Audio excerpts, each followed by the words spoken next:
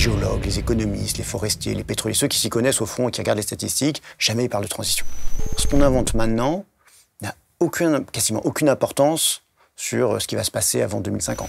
Et on a la même chose avec l'idée de prise de conscience. Ça, c'est un truc qui m'a toujours énervé depuis longtemps, parce que en fait, je suis historien et j'aime pas l'idée condescendante du passé, quoi. C'est-à-dire, par le passé, on se serait un peu fichu d'environnement, et puis là, maintenant, on a pris conscience d'eux. Et ça, c'est un discours qui est omniprésent. Je comprends ce groupe 3 du GIEC qui montre, oui, c'est possible, il y a des chemins qui nous permettraient d'eux, mais à un moment ou à un autre, il faut dire, oui, c'est possible, mais de fait, ça ne va pas avoir lieu. On leur demande des trajectoires qui permettent de ne pas dépasser 1,5 degré ou 2 degrés. Et au bout d'un moment, ils sont obligés d'inclure ce genre de technologie pour pouvoir dire qu'il y a des trajectoires possibles. Le problème, c'est que ces techniques-là, elles ne sont pas du tout au point. D'ailleurs, eux-mêmes le disent, d'une certaine manière, et c'est pas prêt, quoi. Ce qui nous pend sous le nez, et à mon avis, ça va être le grand sujet des prochaines décennies, c'est la question de la géo-ingénierie. Ça peut paraître absolument atroce, en termes philosophiques, en termes même de risque, parce qu'on ne maîtrise pas très bien ce qu'on fait quand on fait ça. Une fois qu'on fait ça, la motivation pour diminuer les émissions de CO2 baisse, donc on va continuer comme avant, c'est ça le risque, et qu'une fois qu'on rentre là-dedans, on est obligé de continuer.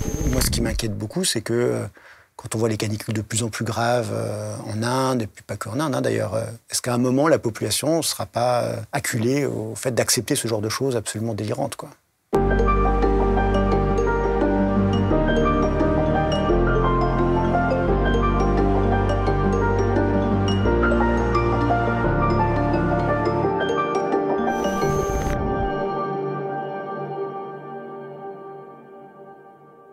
Jean-Baptiste Fresseuse, bonjour. Bonjour. Je suis très heureux de vous recevoir sur la chaîne YouTube du Cité Lucide. Vous êtes chercheur au CNRS, vous êtes spécialisé en histoire des sciences, des techniques et de l'environnement. Pour commencer, j'aimerais vous demander votre vision de la transition énergétique dont on parle beaucoup, dont le GIEC vient beaucoup de parler, alors que vous avez une analyse assez originale, voire non conventionnelle. Alors, au contraire, mon analyse, elle est très conventionnelle. C'est-à-dire, quand on regarde d'un point de vue historique l'histoire de l'énergie, il n'y a absolument pas de transition. Moi, ça ne me gêne pas, à la limite, qu'on parle de transition au futur comme un concept normatif. Mais le problème, c'est que souvent, cette vision de la transition comme quelque chose qu'il faut faire advenir, elle s'ancre dans une histoire qui n'existe pas. C'est une histoire, par le passé, on aurait des transitions du bois au charbon, puis du charbon au pétrole, et maintenant, il faudrait faire advenir une nouvelle transition face à la crise climatique. Et donc, le problème, c'est que face à cet énorme défi qu'est la crise climatique, quelque chose qui est absolument sans précédent, on a recyclé des manières de voir l'énergie, des manières de penser le développement des techniques qui ne sont pas du tout à la hauteur de ce qu'il faut affronter. Donc c'est vraiment plutôt disons, ce caractère ambigu de la notion de transition qui donne l'impression que les choses sont quand même qu'on maîtrise le développement et qu'il faut accélérer un développement du capitalisme et de l'innovation qui, par le passé, nous aurait permis de faire des transitions énergétiques. Non, en fait, il faut bien voir que le capitalisme, l'innovation, malgré des progrès indiscutables et malgré sa performance en termes d'inventivité, ne fait pas du tout advenir des transitions. C'est fondamentalement une histoire de cumulation, une histoire d'addition, d'empilement, à la fois des énergies et des matières premières. Parce que là, on parle beaucoup d'énergie à cause du CO2 et à cause du changement climatique, mais en fait, ça vaut pour toutes les matières premières. C'est fondamentalement l'histoire matérielle de l'humanité, c'est une histoire d'accumulation. C'est très difficile de voir des matières premières qui sont devenues obsolètes. Après des siècles d'innovation et de produits de synthèse, etc., on n'a pas d'exemple de matières premières dont on se passe entièrement. Si vous prenez même les principales matières premières qu'on consomme depuis 1950 jusqu'à 2015, sur les 60 principales matières premières, il n'y en a que 5 qui ont diminué. Et quand elles diminuent, c'est qu'il y a des interdictions. C'est l'amiante, par exemple. L'amiante, c'est toxique, certains pays l'ont interdit, ça produit des diminutions. Ça n'a pas disparu du tout, mais ça a diminué. La seule matière qui diminue par phénomène un petit peu, disons, d'obsolescence, c'est la laine de mouton, qui est remplacée par des fibres synthétiques, mais c'est pas du tout une bonne nouvelle pour l'environnement. Donc voilà, c'est que quand on parle trop légèrement de transition énergétique, d'innovation pour résoudre les questions environnementales, on dit quelque chose qui est contraire à l'essentiel de la dynamique du capitalisme dans son rapport à la matière. C'est ça qui m'embête. Ouais, parce qu'on a un peu l'impression dans le discours, je dirais, conventionnel, c'est que et dans le passé, on avait le charbon, puis le charbon ça a disparu, puis il y a eu le pétrole, et puis le pétrole c'est en train de disparaître, et puis il y aura le nucléaire, ou l'éolien, les renouvelables, et donc on a déjà eu plein de transitions, et on va en faire une, il n'y a pas de problème. En fait, c'est ça qu'on entend, ou en tout cas qu'on a un peu en tête. Disons que c'est la culture commune, disons générale, mais qu'on a inculquée aussi aux élèves. C'est-à-dire au collège, on apprend que la révolution industrielle, c'est un basculement du bois au charbon. Manque de peau, la consommation de bois, elle ne fait qu'augmenter au moment de l'industrialisation. Et les pays les plus industriels sont ceux qui consomment le plus de bois. Bon. Et donc pourquoi Parce qu'en fait, même si on va utiliser par exemple moins de bois pour faire de l'acier, en Angleterre on n'utilise plus de bois pour faire de l'acier au 19e siècle, il y a une sidérurgie au charbon, ça c'est vrai, ça n'empêche pas qu'il y a plein de technologies liées à la révolution industrielle qui reposent sur le bois. Rien que les mines de charbon. Si vous prenez les mines de charbon anglaises en 1900, elles consomment 4,5 millions de tonnes de bois. Alors ça paraît complètement abstrait, 4,5 millions, c'est plus que ce que l'Angleterre consomme de bois au 18e siècle. Vous voyez, une transition énergétique, on consomme plus de bois uniquement pour l'énergie, parce que là on parle de galeries des mines qu'on doit étayer, qu'on doit soutenir, donc c'est pour produire de l'énergie. En fait, ça consomme plus de bois que ce qu'on brûlait directement au XVIIIe siècle. Donc on voit bien la dynamique en fait de symbiose. C'est un point sur lequel j'insiste. C'est l'histoire de l'énergie, c'est une histoire de symbiose d'énergie et de matière. C'est pas que le bois résisterait face au charbon, non, c'est que le bois il est stimulé en fait par la consommation de charbon. L'autre exemple, c'est les chemins de fer, évidemment. On aurait dû appeler ça des chemins de bois. Les chemins de fer, ça consomme beaucoup plus de bois que de fer. Parce qu'il faut remplacer tout le temps les étais, les traverses des chemins de fer. Et ça, aux États-Unis en particulier, ça consomme des quantités absolument astronomiques de bois. Quand on parle de 20 millions de mètres cubes par an, c'est des chiffres absolument gigantesques. Donc on est sur une histoire qui est profondément d'addition, d'accumulation, de symbiose. Et pour autant, la culture générale, celle qui est avec nous quand on parle du changement climatique et de la transition qu'il faut faire, elle est complètement phasiste. Il y a cette idée qu'on serait passé donc, au XVIIIe siècle du bois, de l'hydraulique, un XIXe siècle du charbon, un XXe siècle du pétrole, et cette histoire, elle est radicalement fausse.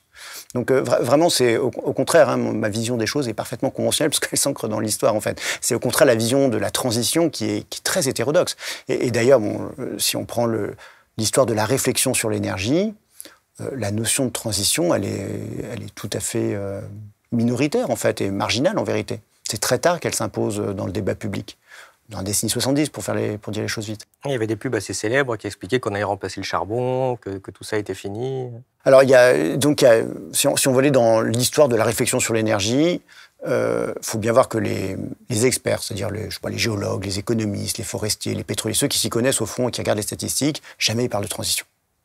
Jusque dans les fin des années 60, début des années 70.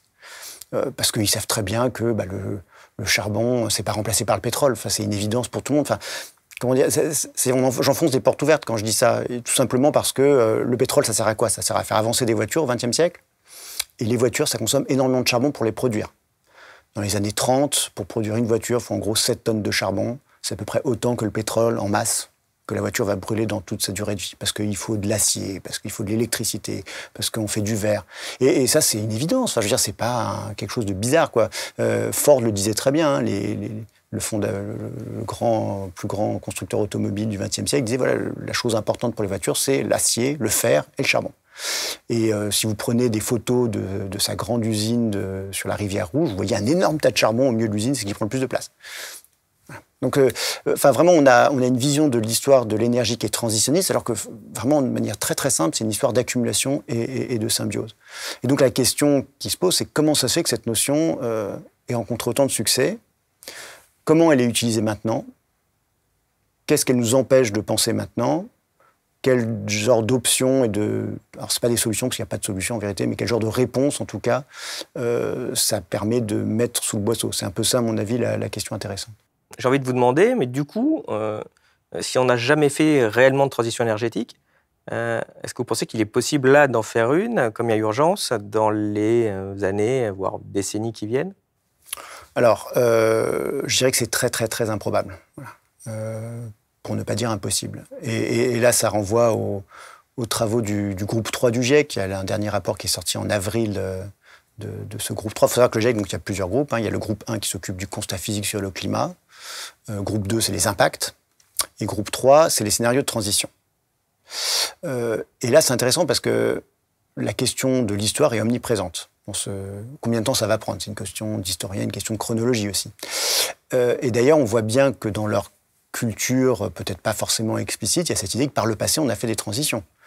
C'est dit dans le chapitre 2 de ce rapport, il y a une question qui est posée, ou plutôt une affirmation, les transitions pourraient avoir lieu beaucoup plus vite que par le passé, comme si par le passé on avait des transitions énergétiques. Très étrange.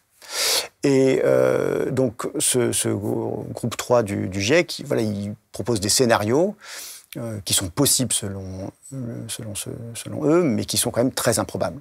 C'est-à-dire, on voit des courbes d'émissions où, en gros, les émissions n'ont fait que croître depuis 2 siècles, et puis il faudrait que ça fasse quasiment une chute verticale, quoi. Chose qui paraît quand même assez improbable quand on voit que, malgré les plus grandes crises, malgré les guerres, etc., on n'a pas vraiment de diminution des émissions de CO2. Voilà. Donc c'est vrai que l'histoire rend assez pessimiste. J'en suis vraiment désolé, c'est un peu triste, ça m'embête. Je sais pas, c'est pas mon naturel d'être pessimiste, mais objectivement, ça rend extrêmement pessimiste sur notre capacité à décarboner l'économie avant 2050, parce que là, on parle maintenant de 30 ans, quoi. Pour pas dépasser les fameux 2 degrés, il faudrait que les émissions de CO2 atteignent un pic, il faudrait qu'elles diminuent tout de suite, qu'elles aient diminué de 40% en 2030, à savoir demain, et qu'on ait décarboné ou qu'on soit net zero, donc qu'en gros les émissions qu'on émet soient compensées par les puits d'absorption naturelle d'ici 2050. Et ça, c'est très, très hautement improbable. Il y a des pays qui ont connu ce genre de bouleversement énergétique violent? Alors, les pays qui ont connu des bouleversements énergétiques, il y en a quelques-uns, c'est des pays qui sont dans des crises profondes. Et en vérité, même dans ces crises-là, c'est moins important que ce qu'il faut faire advenir maintenant. Alors, les exemples les plus dramatiques, c'est la Corée du Nord après 1992, parce qu'elle est coupée de l'approvisionnement d'un pétrole bon marché qui venait de l'Union soviétique. Et là, ça produit des famines. Enfin, donc, c'est vraiment une catastrophe, sachant que la dictature va plutôt favoriser, disons, l'armée plutôt que l'agriculture, ce genre de choses. Un exemple un peu moins catastrophique, mais qui était très difficile, c'était Cuba. Donc Cuba rentre dans ce qu'on appelle la période spéciale, où il y a des rationnements, il y a des transports qui sont très limités, recours à la bicyclette, autostop généralisé rendu obligatoire. Donc on est plutôt dans des situations de blocus, de crise, mais de fait, c'est pas ce qui va s'appliquer, en tout cas aux pays riches et aux pays qui ont la capacité de s'approvisionner en fossiles. Parce que ça, c'était des pays qui étaient très contraints dans leurs approvisionnements. Nous, ce qu'on doit faire, c'est beaucoup plus utile, parce qu'il faut s'auto-restreindre d'une ressource qui, au fond, encore assez abondante. C'est ça la grande difficulté. Parce qu'il reste encore beaucoup de ressources. On parle parfois des pics pétroliers en disant, oh là là, comme le pic est bientôt là, de toute façon, on va arrêter d'extraire. Ça, ce serait la bonne nouvelle. Je pense que s'il y avait vraiment le danger du pic et l'épuisement très prochain des ressources, on serait obligé de faire quelque chose et de fait, on décarbonerait beaucoup plus vite. Le problème, ce que nous disent les climatologues, c'est qu'en fait, du carbone sous le sol, il y en a encore énormément. Il faudrait essayer les 3/4 des ressources économiques prouvées, pas des choses étranges, bizarres, des choses qui sont économiquement exploitables au prix actuel. Et en plus, là, avec les prix qui augmentent, on trouve évidemment de plus en plus de carbone sous le sol. C'est-à-dire que quand on sait qu'il reste du pétrole, du gaz, du charbon là, il faudrait qu'on dise les 3/4, de toute façon, il faut les laisser là. On n'y touche pas. Ouais, mais... Et ça, c'est très difficile. C'est objectivement... ce serait contraire à pas mal de logique économique, de puissance, etc. Donc c'est pour ça que ça rend très pessimiste, au fond. Donc il faudrait laisser tout le charbon, l'essentiel du pétrole et une bonne partie du gaz. Voilà. On est un peu dans ces contraintes-là. Il n'y a pas vraiment de raison que les pays extractivistes, qui ne sont pas forcément les plus en pointe sur l'écologie, qui ne sont pas forcément des démocraties, se privent comme ça de ressources disponibles. Voilà. On peut se demander aussi si d'ailleurs être une démocratie, c'est un plus ou un moins dans ce genre d'action à prendre d'ailleurs. Alors objectivement, il y avait tout un discours il faudrait une dictature éclairée pour faire une transition. Alors c'est sûr qu'il faudrait prendre des mesures très fortes. Donc il y a un aspect, faut être capable d'imposer des décisions politiques à une population qui n'est pas forcément allante à l'idée de moins prendre sa voiture, avoir des petits appartements, etc. Mais objectivement, vu le bilan écologique des dictatures ou des démocraties abîmées, genre Brésil par exemple, non, cet argument est en fait une fallacie, quoi. C'est-à-dire les dictatures sont plutôt au contraire des pays extractivistes qui surfent sur les fossiles, quoi. On sait bien de le rappeler, parce que justement, c'est des choses qu'on peut entendre. Tout à fait. Mais on voit quand même que l'effort à faire semble colossal. Et en effet, on peut être peut-être surpris des discours fréquents qu'on entend sur là, il y a un problème climatique, et de voir qu'en fait, il y a très peu d'actions qui sont prises, y compris des actions simples. Et on peut toujours acheter un énorme 4x4 pour être dans Paris. On peut aller 32 fois dans l'année à Bornéo, à Bali, en Australie, si on a envie. On a vu là d'ailleurs une petite polémique, puisque les gens s'amusent à suivre le jet de, je crois que c'est Bernard Arnault, qui prend son avion pour un vol de 10 minutes, puis tous les jours, de toute façon, on vole. Donc on voit que ça fait des quantités d'émissions finalement individuelles sur une petite partie de la population qui sont colossales. On voit qu'on n'a même pas pris ce genre de mesures qui, pourtant, ne choqueraient pas 90% de la population. Est-ce que c'est quelque chose aussi qui vous étonne, qui vous rend pessimiste ? Bah oui, ça m'étonne, c'est complètement déprimant. Enfin, je veux dire, c'est absolument incroyable, quoi. C'est-à-dire même les choses les plus évidentes, les plus simples, on les fait pas. Donc les choses très compliquées comme décarboner l'acier, capter le CO2 qui est émis par le ciment, etc. Ça, on attend toujours, quoi. Donc il y a plein de choses. Il n'y a même pas besoin d'innovation. Il n'y a pas besoin de nouvelles technologies, il n'y a pas besoin de milliards d'investissements.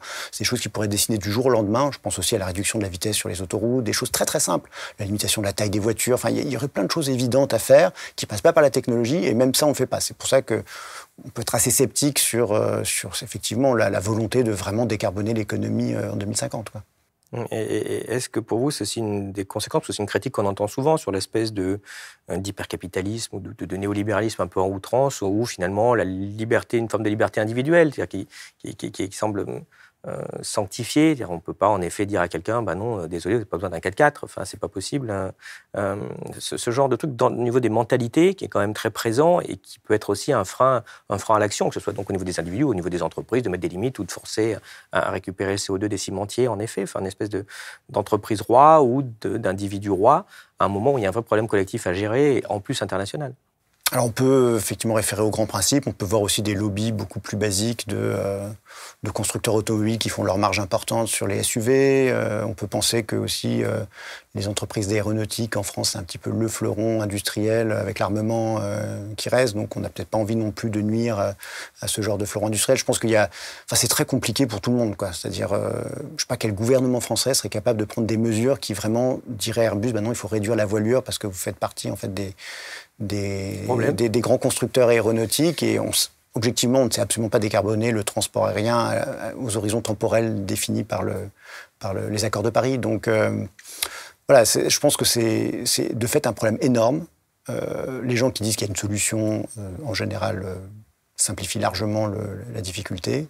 C'est pas simplement une question effectivement de technologie, ça je crois que c'est vraiment quelque chose qu'il faut faire comprendre à ceux qui nous écoutent, c'est-à-dire il y a l'aspect, il faut inventer des choses, mais après il y a le temps de diffusion des techniques. C'est-à-dire ce qu'on invente maintenant n'a quasiment aucune importance sur ce qui va se passer avant 2050. Ça c'est vraiment un point important d'histoire des techniques. Les techniques vraiment importantes, souvent elles ont été inventées il y a très longtemps, hein. L'automobile s'est inventée dans les années 1880. En France, la vraie diffusion de l'automobile, c'est les années 60. Hein. Enfin, je veux dire, la diffusion en masse de l'automobile. Vous voyez, ça met très longtemps. Aux États-Unis, c'est plus rapide. Ça, en 40 ans, les choses vont plus vite. Mais voilà, donc ça, c'est vraiment, je crois, un point important quand on parle de transition. On se focalise sur le nouveau, sur l'innovation. En fait, ça va ensemble, hein, transition et innovation. Les deux vont ensemble. Ça permet finalement de continuer comme avant. C'est pour ça qu'à mon avis, la notion de transition énergétique, elle a joué un rôle clé, en fait, depuis qu'on parle de climat, surtout dans l'espace public, depuis au moins les années 90, avec cette idée que face à ça, il faut faire une transition, les choses vont pouvoir être gérables technologiquement. Et ça, c'était vraiment faux. C'était vraiment, à mon avis, il y avait aussi un aspect, pour le coup, un peu pernicieux dans ce discours-là. De désinhibition, de manière de continuer comme avant, malgré le fait que les émissions stagnaient dans la plupart des pays riches, en fait. Il n'y avait pas de diminution importante, en tout cas. Donc, et je dirais que ça avait été bien perçu, d'ailleurs, par les industriels du pétrole dès le début. Ça, je suis tombé sur des documents assez croustillants.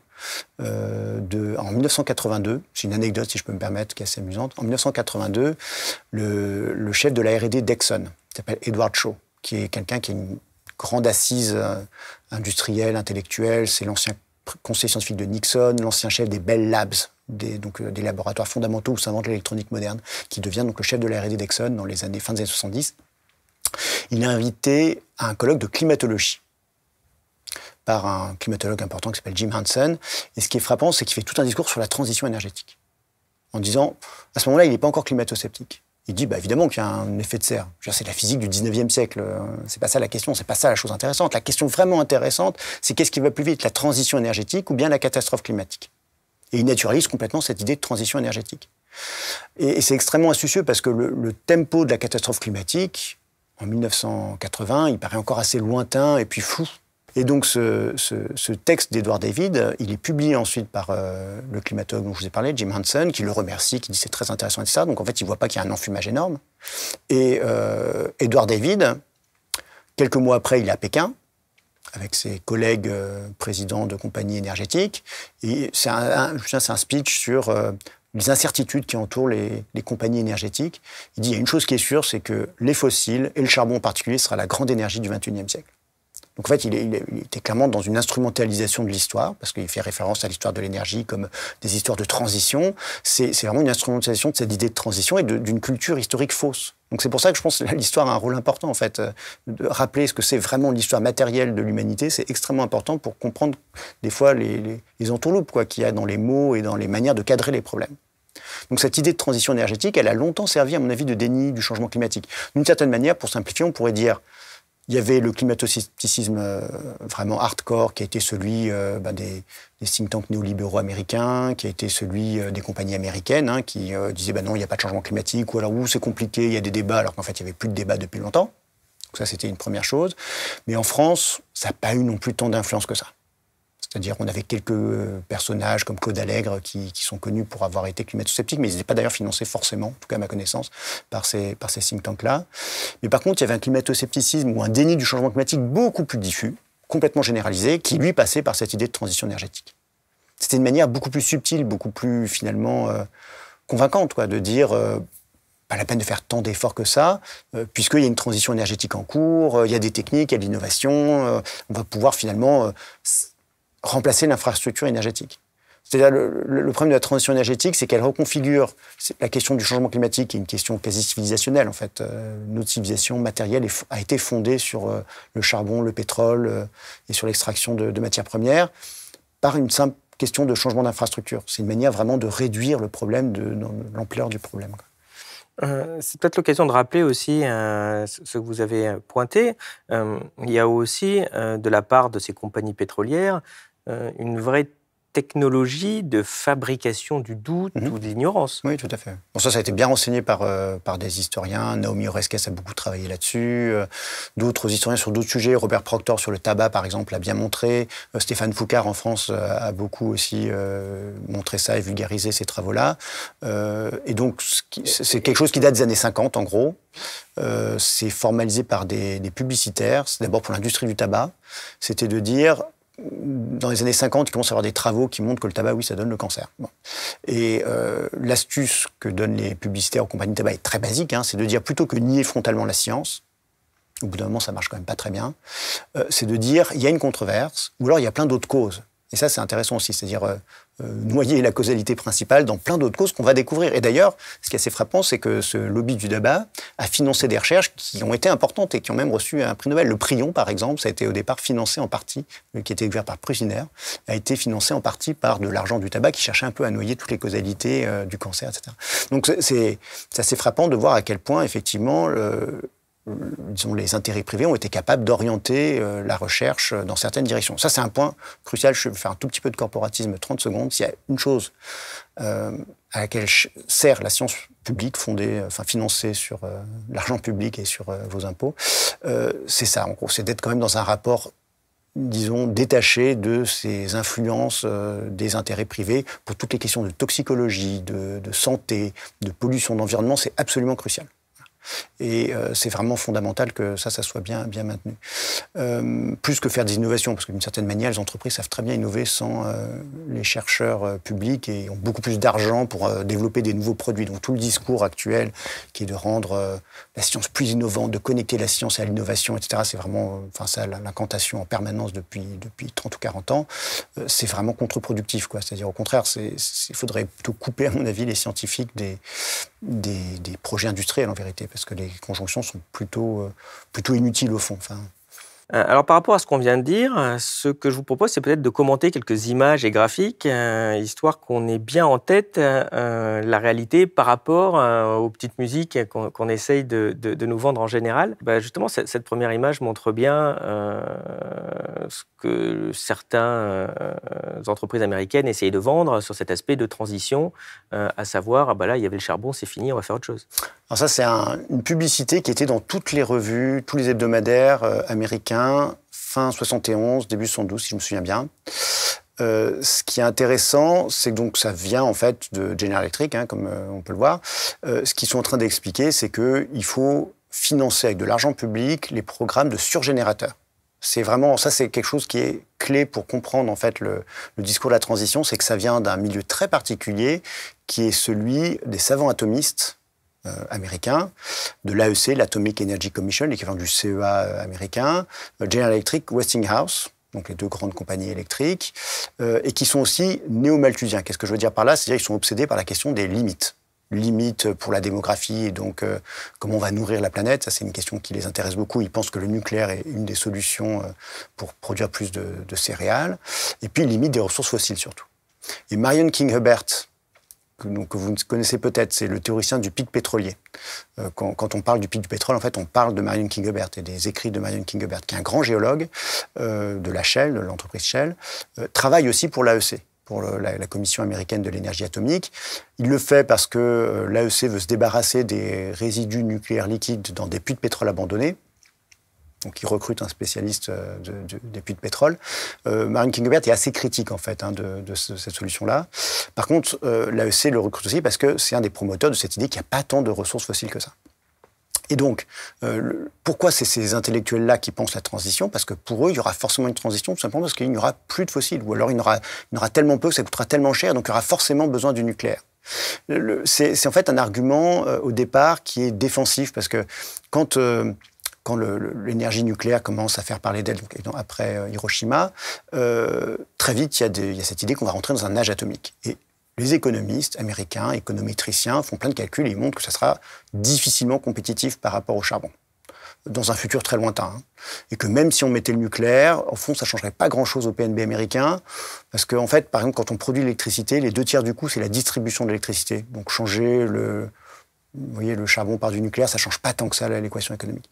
Et ça horripile les savants atomistes américains qui pensent avoir découvert, en fait, la clé du futur de l'humanité.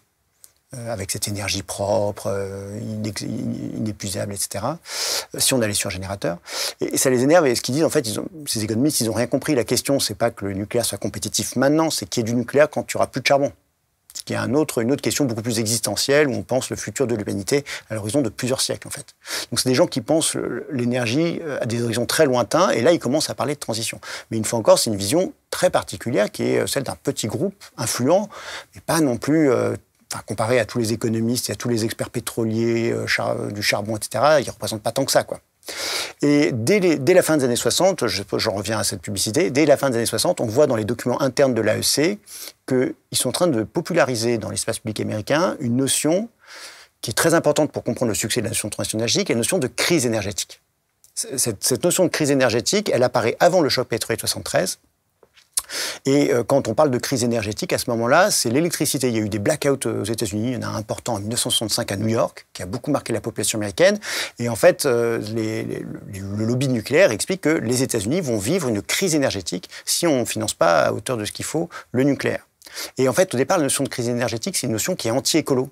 En gros, c'est dire les écolos nous enquiquinent, ils nous mettent des bâtons dans les roues pour autoriser les centrales nucléaires, etc. Et en fait, ils vont créer la condition de la crise énergétique. Ou alors, c'est pour relativiser la crise environnementale en disant bon, il y a une crise environnementale, il y a plein d'images de pollution, de mouettes engluées dans du mazout. Et ça, c'est pas très important, c'est très télégénique, mais c'est pas très important. Ce qui est fondamental, c'est la crise énergétique qui est immédiate, en fait, qu'on va tout de suite rencontrer.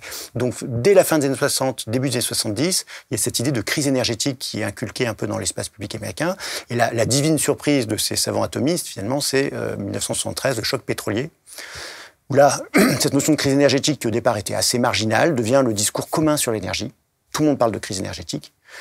Tous les rapports, Jimmy Carter, les présidents américains, etc., tout le monde parle de crise énergétique. Et la notion de transition énergétique, elle émerge dans le sillage de ça, comme ce qui va permettre de résoudre la crise énergétique. Donc une fois encore, cette futurologie de la transition énergétique, qui est aussi une histoire fausse, au départ, elle est assez marginale et elle se diffuse sous l'égide du lobby nucléaire et, disons, à la faveur de ce choc pétrolier de 73. Puisqu'on parle du lobby nucléaire, il y a un pays où ça a vraiment bien marché, c'est la France, parce que finalement, on a eu une énorme construction de centrales nucléaires, et donc on a un des mix les plus nucléaires de la planète, et donc quelque part les plus décarbonés. Ce sujet déchaîne assez rapidement les passions pour beaucoup de personnes.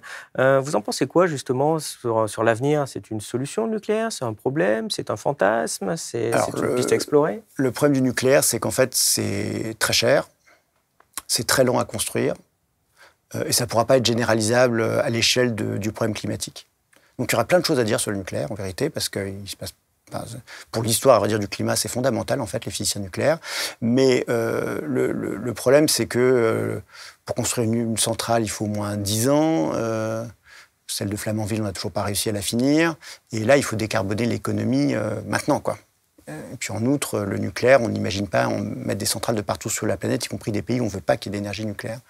Donc le problème de l'énergie nucléaire, c'est qu'en fait, ça a été présenté comme la solution, en vérité, et même d'une certaine manière, la question du changement climatique, je pourrais y revenir si ça vous intéresse, la question du changement climatique a été mise en avant en premier, ou en tout cas étudiée de manière nouvelle, et très neuve et très intéressante par des savants atomistes qui voulaient en fait défendre l'option nucléaire.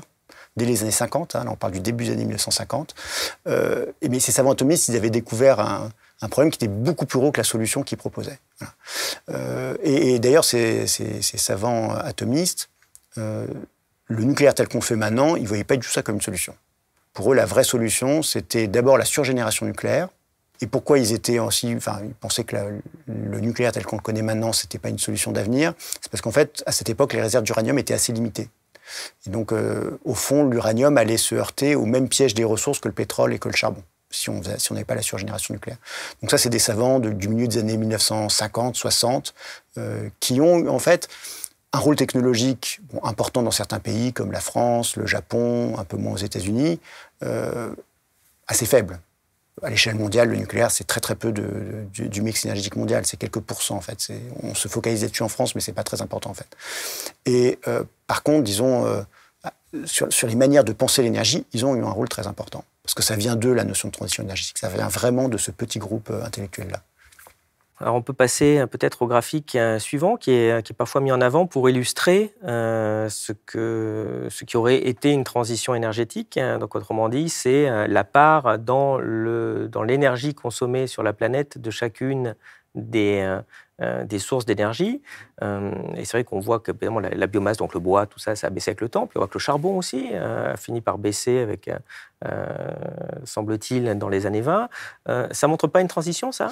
Alors justement, c'est toute l'astuce d'où ça vient déjà cette vision en relatif, en fait. C'est ça qui est original. En gros, dans la manière dont on représente les mix énergétiques, on le fait depuis les années 1920, donc c'est assez vieux, c'était toujours des courbes qui s'empilent, qui font qu'augmenter. On voit le charbon qui augmente, le pétrole qui augmente sur le charbon, etc. Et puis, à partir, à vrai dire, ça remonte même, c'est assez précis, c'est 1974, c'est un monsieur qui s'appelle Cesare Malchetti, qui est un physicien atomiste italien qui fait de la prospective énergétique. Il se met à regarder les choses en relatif. Et là, au miracle, il voit plein de transitions. Et d'ailleurs, si vous voyez cette courbe, vous voyez que le charbon, quand Cesare Malchetti travaille, effectivement, il est en train de diminuer en part relative. Donc, en fait, lui, ce qu'il fait, il extrapole ça, et puis il dit, oui, en 2000, il n'y aura plus de charbon. Et cette façon de voir l'énergie en relatif, au fond, c'est ça la théorie de la transition. Donc ça vient de ce travail de prospective énergétique. Au départ, c'est pas un travail d'histoire de l'énergie, c'est un travail de prospective de l'énergie. Et cette forme de représentation graphique de l'énergie où on voit tout en relatif, c'est là où on voit à quel point un graphique, quand on le retravaille, ça peut donner des orientations de compréhension importantes, quoi. Oui, tout à fait, parce qu'on voit sur le graphique suivant la réalité, en fait, c'est-à-dire qu'est-ce qu'on utilise vraiment en regardant les quantités. Et là, on voit déjà, alors, au niveau global, que c'est même assez impressionnant, hein, cette augmentation d'énergie dans le monde et qui a été multipliée par 10, finalement, à peu près au cours du XXe siècle. Et on voit bien, dans ce graphique suivant, si cette fois, on prend chaque énergie, mais qu'on ne la regarde plus en relatif, mais en quantité réelle, c'est-à-dire combien on utilise de pétrole, de charbon, cette fois, oui, en effet, on ne voit plus de transition, on voit que toutes les énergies fossiles ne font qu'augmenter. Alors, il y aurait plein de choses à dire sur ces courbes. Moi, je trouve la chose la plus frappante, c'est que ça ne fait déjà que croître. C'est-à-dire, vous prenez... Ça, c'est très gênant pour un historien. On ne voit pas l'histoire. On voit en tout cas les pires crises qu'on nous apprend, Première Guerre mondiale, suite de la grippe espagnole, Seconde Guerre mondiale, etc., crise de 29, choc pétrolier 73, ça fait des tout petits replats, toutes petites encoches, et ça repart de plus belle. Il y aura un autre point important, si vous prenez la courbe où on voit les énergies qui s'empilent, en fait, quand vous dites c'est multiplié par 10, c'est beaucoup plus en vérité.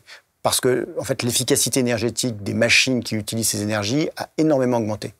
entre les centrales thermiques qui faisaient l'électricité dans les années 1910 et puis les centrales thermiques qui font l'électricité maintenant toujours avec du charbon, hein, les rendements ont énormément cru. Donc en fait, l'énergie disponible, les services énergétiques ont bien plus augmenté que la consommation énergétique.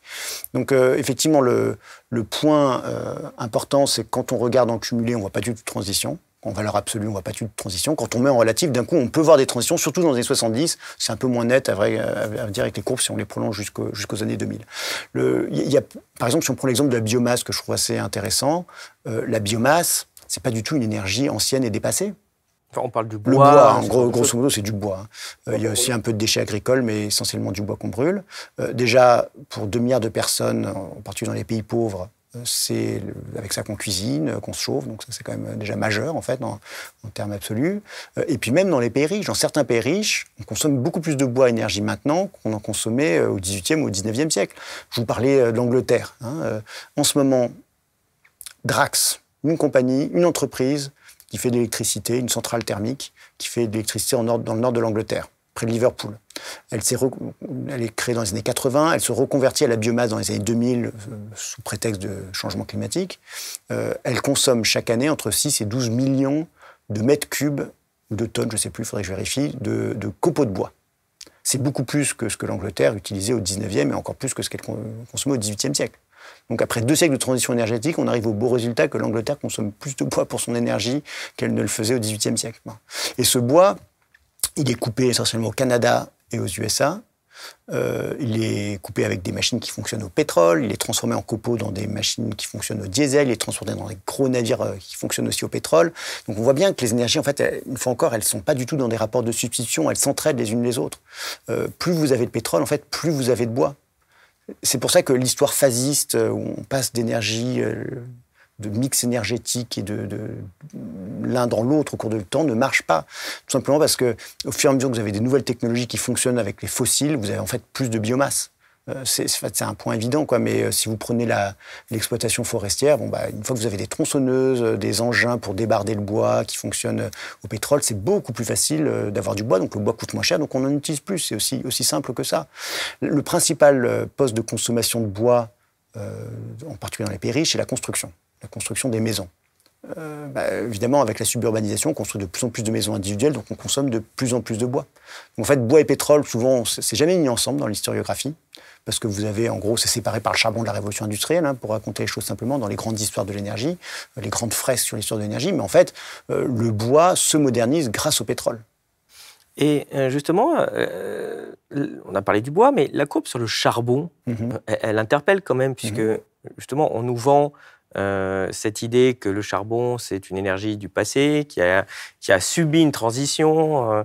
On a tendance à penser qu'il n'y en a plus, alors qu'en fait, on voit que c'est toujours extrêmement utilisé. Alors certes, en particulier en Chine, mais qu'il y a eu une explosion dans les années 2000, avec le développement chinois. Alors, c'est vrai que c'est d'abord une histoire qui se passe en Chine, avec une explosion de la consommation de charbon. On est à près de 4 gigatonnes de charbon par an. C'est 4 fois plus que le sommet du charbon aux États-Unis, 1,2 gigatonnes. En 2008. Bon, cela dit, le pic du charbon aux États-Unis, c'est 2008. C'est pas quelque part au milieu du XXe siècle. Non, c'est très récent, en fait. Disons que le charbon s'est énormément modernisé. Alors, ça dépend des pays, etc. Mais à partir des années 1950-60, ce que c'est que le charbon, ça change complètement. C'est plus du tout le charbon des années 1900. Il y a plus de changements dans les mines de charbon entre 1920 et 1960 qu'entre depuis le début de l'histoire du charbon jusqu'en 1920. Parce que ça devient des machines qui extraient le charbon. Soit des grandes machines souterraines, ce qu'on appelle le soutènement marchand, c'est des machines automatiques qui coupent le charbon, qui l'envoient ensuite sur des tapis roulants. Soit c'est les mines à ciel ouvert, qui se développent prodigieusement à partir des années 1950 dans tous les pays du monde, y compris en Europe. C'est pas quelque chose qui est seulement l'Australie, les États-Unis, etc. Donc ces mines de charbon à ciel ouvert, les productivités du travail n'ont absolument rien à voir. On est au-delà de entre 20 et 30 tonnes de charbon par jour et par mineur. Mais ce que c'est qu'un mineur, en fait, c'est un conducteur d'engin, en fait. C'est des techniciens, des ingénieurs qui travaillent dans les mines. Donc la mine de charbon, actuellement, pour la plupart des pays, en fait, c'est ça. Et puis autre chose, en fait, c'est... En fait, tous les pays consomment beaucoup de charbon, tout simplement parce qu'on consomme des matières qui sont produites à partir de charbon. La France utilise beaucoup d'acier, et l'acier, c'est encore très majoritairement produit avec du charbon. C'est compliqué, on va dire, il y a plusieurs façons de faire de l'acier, mais on produit 1,7 gigatonnes d'acier par an. Et si vous prenez les chiffres de l'association de la sidérurgie mondiale, ils disent en gros 70% de l'acier, c'est du charbon. Donc, en fait, en France, dès que vous avez un bâtiment qui a du béton armé, dès que vous achetez une voiture, en fait, vous consommez du charbon. Enfin, voilà.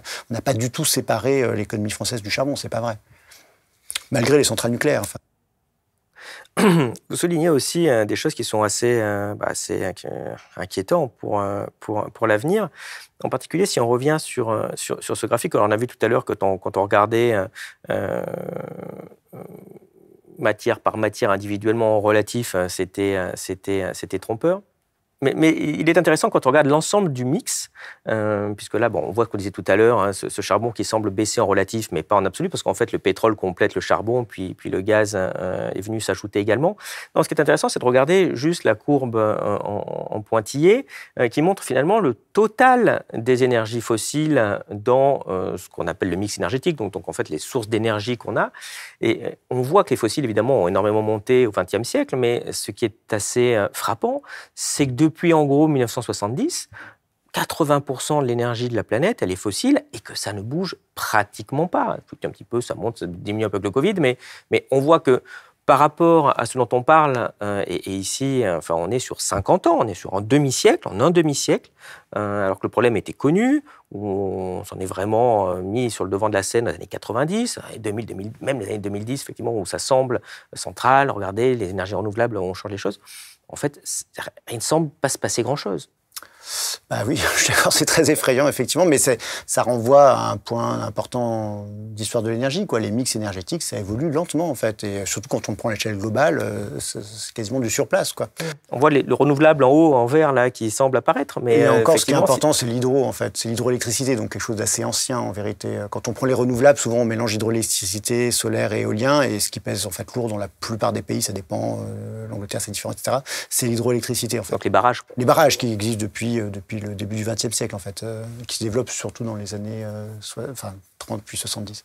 Donc, effectivement, ça, c'est assez effrayant, cette stabilité En gros, le monde matériel évolue très lentement.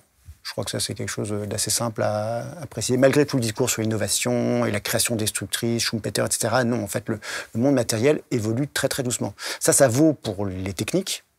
On a l'impression qu'il y a tout plein d'innovations tout le temps, mais en fait, déjà, les innovations ne font pas disparaître les objets anciens.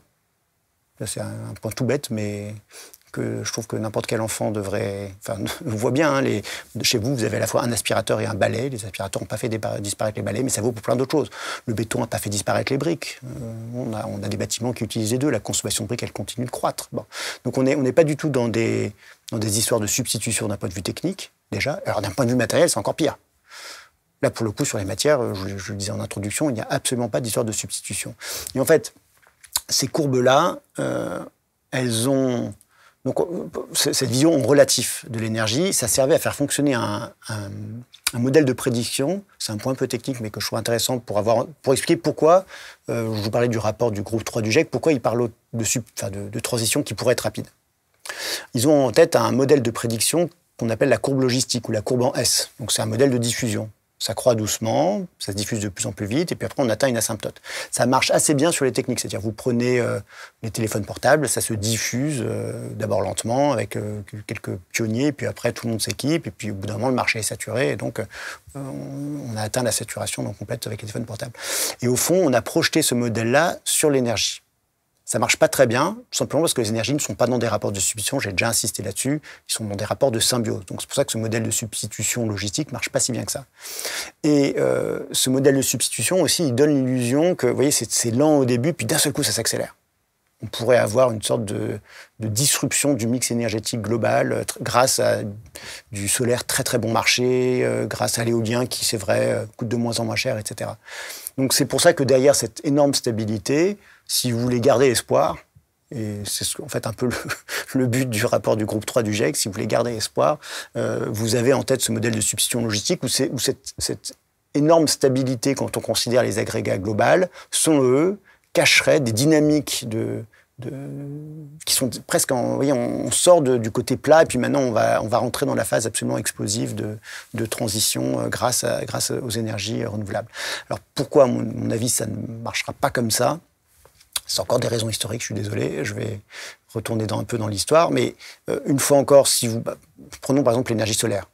Le temps que ça va prendre pour qu'avec de l'énergie solaire, on fabrique des panneaux solaires, puis on fabrique aussi des voitures électriques sans charbon, de l'acier sans charbon, qu'on sera capable d'avoir un système solaire et éolien renouvelable qui en gros, s'alimente lui-même, capable de se reproduire lui-même. Il n'aura plus besoin des fossiles pour exister, donc sera vraiment autonome des fossiles.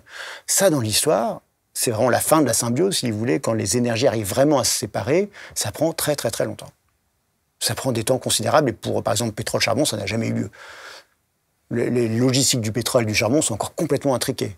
Pour extraire du charbon, vous avez besoin de pétrole. Pour extraire du pétrole, vous avez besoin de charbon parce que vous avez besoin d'acier. C'est aussi bête que ça, quoi. Toutes les routes dépendent du charbon. Enfin, tout ça est fondamentalement lié. Les fossiles sont fondamentalement liés. Par contre, si vous prenez, par exemple, charbon et bois, là, il y a eu une forme de désintrication. Mais ça a mis très longtemps. Je vous avais parlé des étais des mines. J'ai un graphique qui montre le temps la consommation de bois dans les mines. En fait, ça fait que croître encore au XXe siècle. C'est pas propre au XIXe siècle. Il faut attendre la fin des années 1960 pour vraiment voir une diminution de la consommation des étais dans les mines. Et c'est principalement lié à des innovations techniques, mais c'est surtout lié aux mines à ciel ouvert, où là, forcément, vu que vous n'avez plus de galeries, vous n'avez plus besoin d'étayage, c'est aussi bête que ça. Mais ces consommations de bois, c'est des choses absolument spectaculaires. La Russie, à la fin des années 1965, consomme près de 25 millions de mètres cubes de bois pour extraire du charbon. Alors 25 millions de mètres cubes, pareil, ça paraît abstrait, c'est plus que la production française de bois au début du XXe siècle. Et en plus, c'est du bois d'œuvre, donc du bois de meilleure qualité, donc c'est beaucoup plus en vrai que les capacités françaises de production de bois. Uniquement pour extraire du charbon. Et là, si je peux me permettre une petite anecdote historique qui renvoie à une actualité, c'est qu'en fait, si vous prenez par exemple les grandes mines d'Ukraine, dans le Donbass, elle se développe à la fin du XIXe siècle avec des capitaux souvent occidentaux, belges, anglais, français, mais surtout belges d'ailleurs. La production de pétrole culmine à 80 millions de tonnes jusque dans les années 50. Et puis en 1953, il y a un canal qui est creusé entre la Volga et le Don, le canal donc, qui permet de relier la Russie centrale avec l'Ukraine. Et c'est à partir de là où, en Ukraine, il y a suffisamment de bois pour extraire ce qu'il faut de charbon. Et là, la production de charbon augmente vertigineusement. On est à 230 millions de tonnes quelques 15 ans plus tard. Donc vous voyez, c'est mis en relation de très vastes espaces, de la Russie centrale et toutes ces forêts de Russie centrale, avec le bassin minier et sidérurgique du Donbass qui crée cette possibilité d'extraire du charbon. Puisque vous parlez justement de ce sujet dramatique ukrainien actuel, on s'est mis à reparler tout d'un coup beaucoup de sécurité énergétique, de mix énergétique, de problématiques du gaz russe, sans trop parler de problématiques du pétrole saoudien, mais justement, est-ce que ça va, selon vous, aider à une transition qu'on espère voir arriver ou pas? Alors là, ça c'est typiquement le genre de choses où on voit qu'on ne comprend pas l'amplitude du problème, quoi. Quand on entend ça, justement, alors la guerre en Ukraine, c'est le moment où on va faire la transition. Bon, déjà, comparé à ce que je vous raconte, aussi dramatique que la guerre en Ukraine soit, et ses conséquences aussi sur ceux qui importent du blé, et donc dans les pays pauvres, ça va avoir des conséquences sans doute très graves. Par rapport à ce dont on parle, en fait, qui est en fait la création de notre seconde nature. C'est-à-dire de toutes les infrastructures matérielles, de nos villes, de nos bâtiments, de nos machines, de tout, quoi. Depuis 2 siècles, c'est pas grand-chose. Je crois qu'il faut aussi voir un peu le changement climatique, pourtant c'est ça dont on parle, c'est l'ensemble de la seconde nature. Donc la guerre en Ukraine, au fond, c'est aussi dramatique que ça soit, ça ne va pas non plus fondamentalement dévier cette énorme machine. Vous voyez ? Deuxièmement, je pense que dans l'idée que il faut se saisir de la crise pour faire la transition, c'est une vision un peu moralisatrice, comme s'il y avait un bien à tirer de ce mal absolu, quoi. Moi, c'est ça qui me gêne, en fait. Et puis, troisièmement, avec la guerre en Ukraine, on a un renchérissement du pétrole et du gaz, et ça ouvre de nouvelles frontières extractives.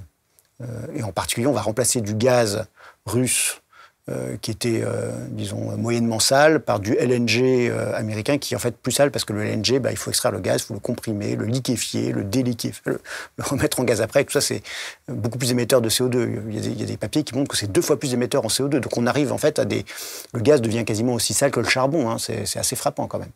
Donc, le gaz américain, parce qu'on lui fait traverser l'Atlantique. Oui, donc il faut le mettre dans un méthanier, et ça c'est très émetteur en CO2. En plus, c'est du gaz de schiste, donc c'est des extractions qui sont plus polluantes et où il y a plus de fuite de méthane, donc c'est pas bon, quoi. Et puis, 4e argument, un truc tout bête, Mais toutes ces destructions d'infrastructures et de bâtiments en Ukraine, après la guerre, on va les reconstruire. Et en fait, on oublie à quel point la construction, le béton, l'acier, ça c'est très émetteur en CO2. Donc pour toutes ces raisons, en fait, vous voyez, c'est vraiment pas du tout une bonne nouvelle pour l'environnement, quoi.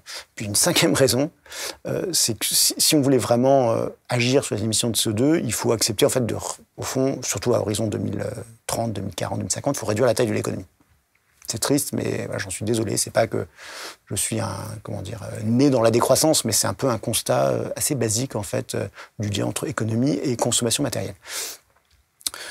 Pour imaginer une décroissance de l'économie, quand on est en situation de rivalité géostratégique, objectivement, ça paraît peu probable. C'est plutôt une forme de... faudrait énormément de coopération internationale, etc. Et donc, par exemple, aussi, une autre chose qui est très grave, c'est la guerre économique entre la Chine et les USA. Ça, c'est quelque chose qui est aussi, à mon avis, pas du tout bon pour la transition énergétique. Voilà. Donc, voilà, je pense que quand on dit, oui, là, c'est la crise qui va nous permettre on avait ça avec le Covid aussi, avec le fameux monde d'après. Puis la crise de 2008 aussi. La crise de 2008, je sais pas, je me souviens plus. Mais effectivement, d'ailleurs, on pourrait dire ça sans doute de plein d'autres crises, mais on va se saisir de ça pour faire quelque chose de formidable. C'est là où on voit pas, on comprend que les gens n'ont pas compris l'énormité du problème, quoi. On le voit bien, le problème sur ce graphe dont vous parlez sur les émissions de CO2. Donc ça, c'est évidemment une courbe qui ressemble au mix énergétique, pour des raisons assez évidentes, puisqu'on fait l'énergie avec des énergies fossiles qui font du CO2.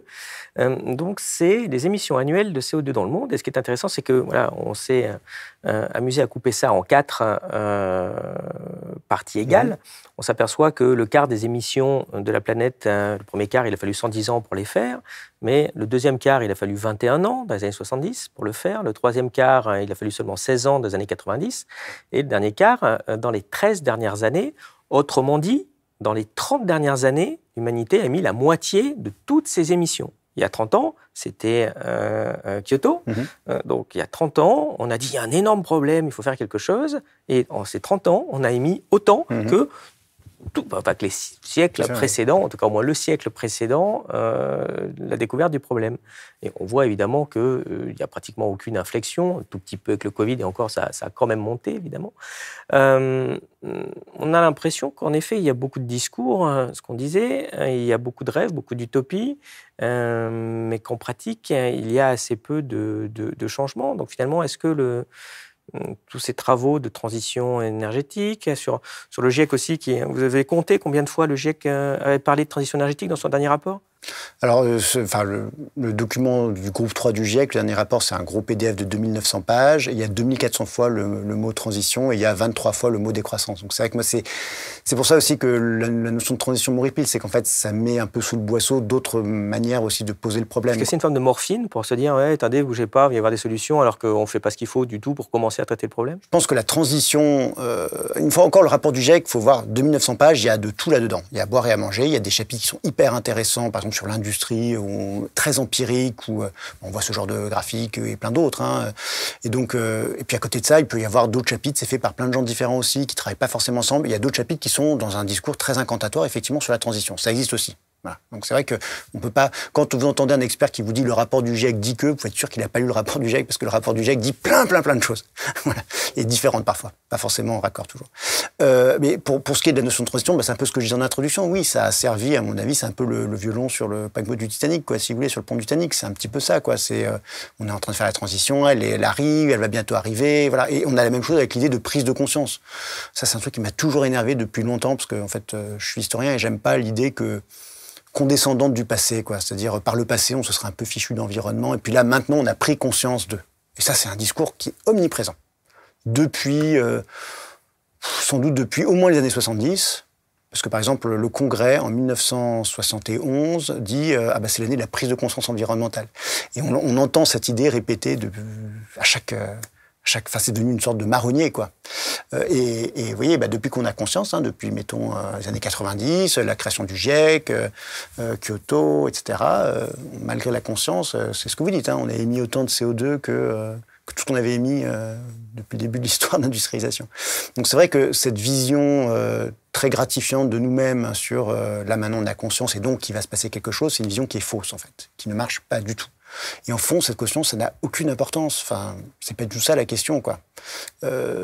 Et alors, des fois, j'entends aussi, oui, mais cette transition, il faut la faire. Et donc, toi, là, tu nous casses le moral d'une certaine manière. Et puis, politiquement, qu'est-ce que ça veut dire à quoi ça sert ce que tu dis? J'en sais strictement rien. Je ne sais pas du tout à quoi ça sert, mais ce qui est sûr, c'est qu'il faut bien voir que ce qui se passe dans le monde dépasse largement tous les intellectuels, commentateurs, quand ils parlent de ça. Voilà. C'est-à-dire, en fait, c'est des décisions qui sont prises en Chine, dans tous les pays du monde, d'investir encore dans du charbon, d'ouvrir des centrales thermiques au charbon, de continuer la construction de routes, etc., etc. C'est ça qui importe. Et ça dépasse largement. Donc c'est pour ça que, d'une certaine manière, je comprends ce groupe 3 du GIEC qui montre, oui, c'est possible, il y a des chemins qui nous permettraient d'eux, mais à un moment ou à un autre, il faut dire, oui, c'est possible, mais de fait, ça ne va pas avoir lieu. Et il faut en avoir vraiment bien conscience, quoi. Et peut-être ça permet de se secouer aussi davantage, quoi. Ceci étant, le GIEC se rend quand même compte que ces hypothèses de forte baisse des émissions sont quand même très optimistes. Et donc, il parle d'autres pistes possibles, en particulier ce qu'il appelle les émissions négatives, donc autrement dit, la mise en place de techniques qui permettraient de prendre du CO2 dans l'atmosphère pour le remettre dans le sol. Qu'est-ce que vous en pensez? Alors, j'en pense que, en gros, le GIEC, on leur demande des trajectoires qui permettent de ne pas dépasser 1,5 degré ou 2 degrés. Et au bout d'un moment, ils sont obligés d'inclure ce genre de technologie pour pouvoir dire qu'il y a des trajectoires possibles. Le problème, c'est que ces techniques-là, elles sont pas du tout au point. D'ailleurs, eux-mêmes le disent, d'une certaine manière. Et c'est pas prêt, quoi. Et même au fond, quand on y réfléchit, on a investi des centaines, des milliers de milliards de dollars depuis un siècle pour sortir le carbone du sol.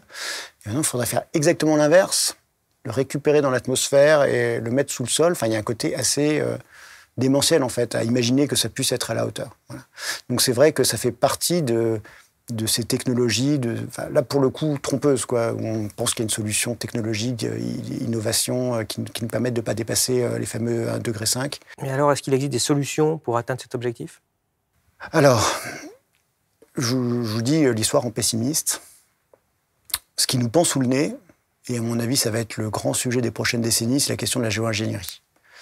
Et d'une certaine manière, c'est un peu un retour aux sources des travaux sur le changement climatique. Le premier rapport officiel remis à un président de la République, c'est en 1965, c'est au président Johnson. Il y a un rapport qui est remis sur le changement climatique, le CO2, le changement climatique. Nulle part, il est fait état de problèmes de décarbonation. Il ne parle pas de ça. C'est Roger Revel, un grand climatologue, qui en parle, celui qui a bien étudié le cycle du carbone grâce aux isotopes et qui montre qu'en fait le carbone s'accumule dans l'air et n'est pas dissous par les océans comme on le pensait. Il dit on va pouvoir peut-être mettre sur les océans des particules réfléchissantes qui renverront une partie de l'énergie solaire donc dans l'espace. Et en fait, depuis donc 1965, on a beaucoup parlé de transition, mais c'est pas passé grand-chose. Et donc à terme, en fait, on va être obligé de reparler malheureusement de géo-ingénierie. Alors, les propositions qui sont faites par les scientifiques, c'est d'envoyer des particules soufrées dans la stratosphère, très haut, donc au-delà de 20 km. Ça ne coûte pas extraordinairement cher, semblerait-il. Quand on lit leur papier, c'est quelques milliards d'euros par an, c'est pas grand-chose. Ça permet de compenser une petite partie du réchauffement. Ça peut paraître absolument atroce, en termes philosophiques, en termes même de risque, parce que on ne maîtrise pas très bien ce qu'on fait quand on fait ça. Il y en a qui expliquent que ça pourrait un peu modifier le cycle des moussons, qui est quand même assez vital pour des milliards de gens sur la planète. Donc là, on commence vraiment à toucher à de grands équilibres, c'est assez inquiétant. L'autre problème, c'est qu'une fois qu'on fait ça, la motivation pour diminuer les émissions de CO2 baisse. Donc c'est pas a priori propice à faire une transition énergétique, là, pour le coup. Donc on va continuer comme avant, c'est ça le risque. Et qu'une fois qu'on rentre là-dedans, on est obligé de continuer. Parce que si on s'arrête, la teneur en CO2 de l'atmosphère continue de croître, et donc si on s'arrête, il y a un effet de rattrapage absolument catastrophique. Et donc là, le vivant a encore moins le temps de s'habituer. Et puis enfin, ça ne résout pas la question de l'acidification des océans. Donc il y a tout plein de problèmes. Mais moi, ce qui m'inquiète beaucoup, c'est que quand on voit les canicules de plus en plus graves en Inde, et puis pas qu'en Inde d'ailleurs, est-ce qu'à un moment, la population ne sera pas acculée au fait d'accepter ce genre de choses absolument délirantes, quoi. Et je dirais que ce serait un peu la trajectoire, finalement, ce serait la continuation de la trajectoire historique de la modernité depuis 2 siècles, où en fait on a un problème, on le déplace plus qu'on le résout. C'est-à-dire, moi je veux donner 2 exemples. La question des engrais chimiques, des engrais artificiels. quand on y réfléchit, c'est quelque chose d'énorme. On a transformé l'écologie de tous les sols des terres agricoles, en mettant de l'azote synthétisé à partir de l'air dans le sol. Ce serait peut-être, d'une certaine manière, c'est aussi choquant, quoi. Voilà. Et on l'a fait. Pareil pour les pesticides. Maintenant, on se lamente du fait qu'il y ait de moins en moins d'insectes, et c'est catastrophique, là. C'est-à-dire, on a des diminutions de la biomasse d'insectes volants dans les pays agricoles, en Allemagne, en Angleterre, en France aussi, hein, c'est la même chose, de l'ordre de 2/3 des insectes volants qui disparaissent en 30 ans. Donc c'est absolument faramineux. Ça va avoir des effets en cascade sur la biodiversité absolument gigantesques. Parce que la biomasse des insectes, c'est une grosse partie de la biomasse vivante quand même. Donc là, ça nous semble atroce. En même temps, c'était le but. C'est-à-dire, il y a des publicités dans les années 1950, des panneaux publicitaires qu'il y avait aux États-Unis où, quand on rentrait dans un certain État, on disait par exemple, Idaho, no flies in Idaho, plus de mouches dans l'Idaho. C'était ça le but. On a réussi d'une certaine manière. Et donc j'ai peur qu'en fait la géo-ingénierie, qui pour l'instant paraisse choquante, ça soit juste un autre exemple de ces trucs énormes qu'on a fait sur la nature. En toute connaissance de cause, quoi. C'est ça qui m'inquiète un peu. D'autant que la difficulté aussi, c'est que là, on parle des émissions de l'humanité, mais en fait, elles sont très concentrées dans les pays riches et même, comme on le disait tout à l'heure, dans les plus riches des pays riches qui prennent l'avion, qui ont des 4x4, etc. Ici, j'ai eu envie de vous faire réagir sur ce graphique. Alors, il montre finalement où était le niveau de CO2 dans l'atmosphère qu'on mesure en parties par million. Donc, il était de 280 parties par million avant que l'industrie se développe. Il est aujourd'hui à un peu plus de 410. Donc, on voit qu'on a pris 130 ppm dans l'atmosphère. Donc, la concentration de CO2 dans l'atmosphère a augmenté. Ça, on le comprend. Mais ce qui est intéressant, c'est de voir mais finalement quelle est la part de chaque pays ou de chaque zone dans cette augmentation. Et on voit que les États-Unis représentent presque un tiers de l'augmentation, l'Europe 40% de l'augmentation, rien que la Chine en fait presque 20%. Quoi, finalement, vous avez quelques zones qui ont énormément pollué, mais évidemment, l'Afrique, l'Indonésie, l'Amérique du Sud ont assez peu pollué. Donc c'est assez difficile de dire à ces pays, il ne faut peut-être pas trop vous développer là parce que ça pollue quand on s'est quand même goinfré nous-mêmes pour se développer. Tout à fait. Ouais.